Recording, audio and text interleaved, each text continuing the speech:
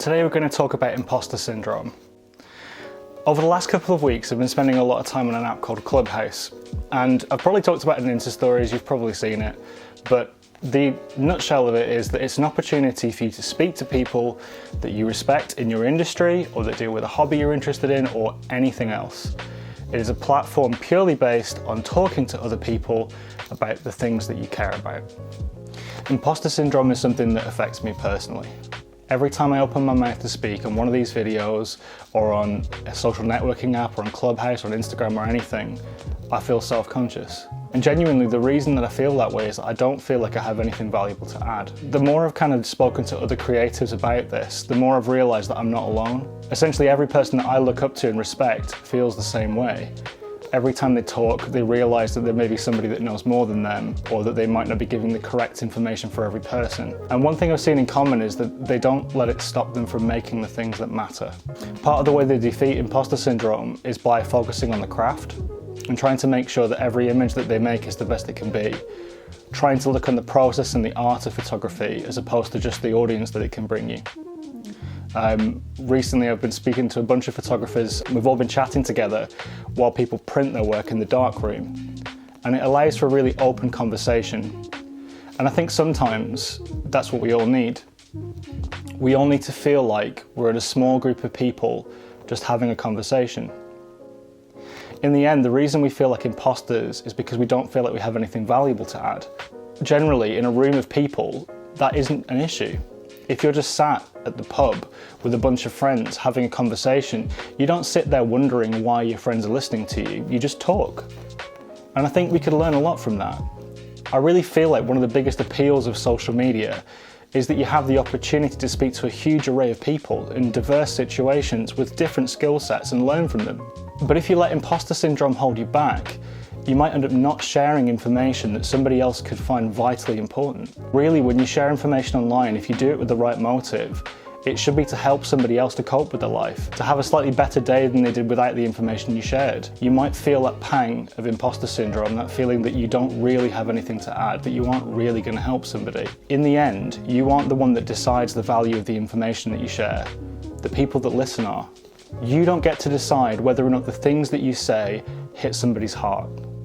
It's down to the audience to decide whether the message that you send has value. Imposter syndrome is holding you back from sharing with people. And if your entire motive with using social media or building a business is to help somebody else, imposter syndrome has no place in your life. Share information freely, help as many people as you can, and forget about the numbers.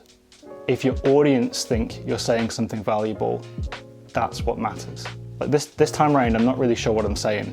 Like I always go through this bit at the beginning where I talk at length and I kind of hit bullet points. I usually try and script out the way that I'm speaking, but today I decided not to do that. I didn't really want to have this be a topic that we spent a lot of time on, or for it to feel like overly rehearsed, because that's kind of the point. The number one way to get over imposter syndrome is just to share information and just to talk to people. And if you're anything like me, the more barriers I put in front of that, the less natural it feels. So if I had some advice to give to anybody that's watching this on Instagram, I would say forget the number of followers you have, forget the number of likes that an image has, and just share the information, share the picture, share your business, speak to your customers.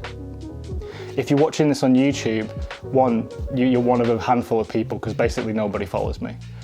But again, don't be afraid to share on this platform. Don't let the fact that you don't have a lot of followers make it feel like you don't have anything valuable to say. Don't let the fact that you don't have a lot of followers make you feel like you're less than and that your opinion doesn't matter. Regardless of the number of followers you have something valuable to say. So say it. Let the audience decide whether or not they want to listen.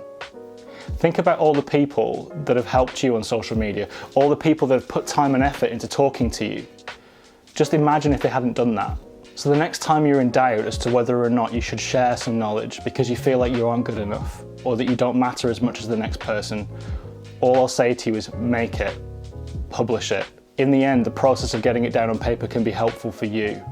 The way you speak to the camera can teach you something new about how to deliver material. Imposter syndrome is something we all have to fight. But remember, even if your message is only heard and understood by one person, it was worthwhile. When you feel like an imposter, just remember you're not pretending to be somebody else, you're just you. And the way that people feel about you is up to them. All you have to do is talk.